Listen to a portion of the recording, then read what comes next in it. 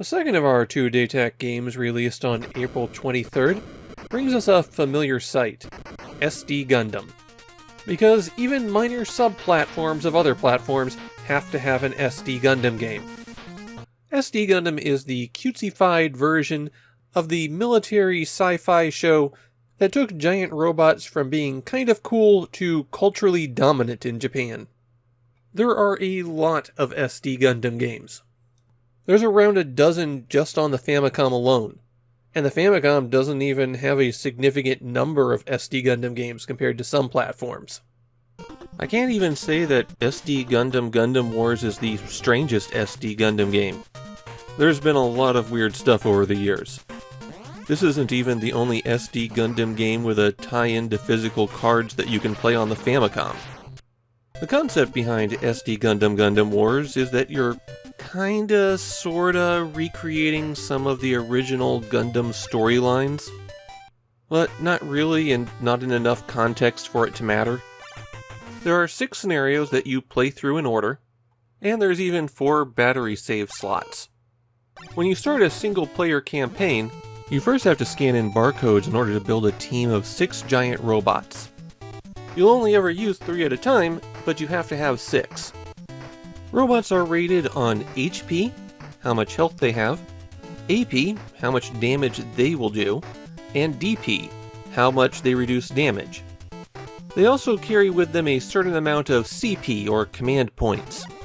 These wind up getting pooled with the whole team that you're using. As you might expect for this kind of game, some barcodes that you scan will be strictly better than others.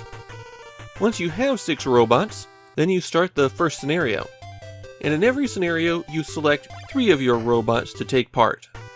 Your goal is for your group to take out the opposing group. Now here's where things get really tricky for someone trying to figure the game out. Every action you take in a scenario has to be swiped in from a barcode. Some of these actions will cost command points, but there are a few minor ones that cost 0. Usually ones that just have your robots run over and shoot the guys directly. What's more likely to happen with your command codes is that you'll summon a giant vehicle that will blast the opposing team, or heal your team. One catch to this is that the more command points you spend, the slower you go. The most expensive codes are 15 command points, and that could allow your opponent to get 3 or 4 turns in before your action fires off.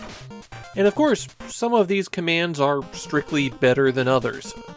You'll find some high damage commands that can be activated for just 5 points, and some very expensive ones that do pretty much nothing. Once you've destroyed all of the enemy fighters, you move on to the next segment. In some of these scenarios, there are branching paths. If you've been doing well, then you can choose what path you'll take. Doing poorly, and you'll be forced into certain options. One important thing to know is that damage is permanent.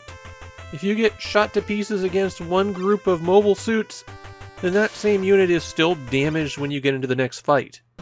And this even carries across scenarios. If you barely survive the end of a scenario, then you'll be severely damaged when you get to the next one. If your team does get blown up, you'll have an opportunity to retry the fight with any remaining robots that you have. But unless you're at the very end of the game, you're probably stuck at that point.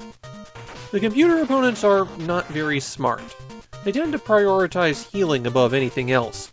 So even if your strongest ability can't take them out in one hit, you're forcing them to spend a lot of command points healing. And if you can outlast them like that, then it's usually pretty easy to pick them off at the end. SD Gundam Wars is not a game of advanced tactics and maneuvering. It is a marathon where you have to outlast the game. That said, there is a 2-player mode where both players scan in a team of 3 and then scan in their commands until one of them wins, so only a single battle occurs there. There's also one of those modes where you can see the results of cards before you use them in a game. Handy for knowing if that barcode you've pulled off your cereal is a new robot or just a healing ability. In Japan, this game is super obscure. I know I'm going to be saying that a lot with these DayTac games, but that's the way it goes. And neither of the people I found who were talking about it seemed to like the game very much. And yeah, this one's a drag. I don't think it would have been as bad if the barcodes were just robots and there were a few dozen of them, but requiring scanning barcodes in order to take action really grinds the game down. It's not as bad as it could have been.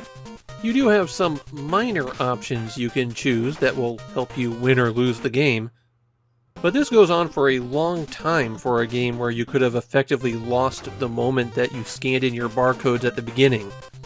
This is a slog to get through, and the constant scanning really doesn't help.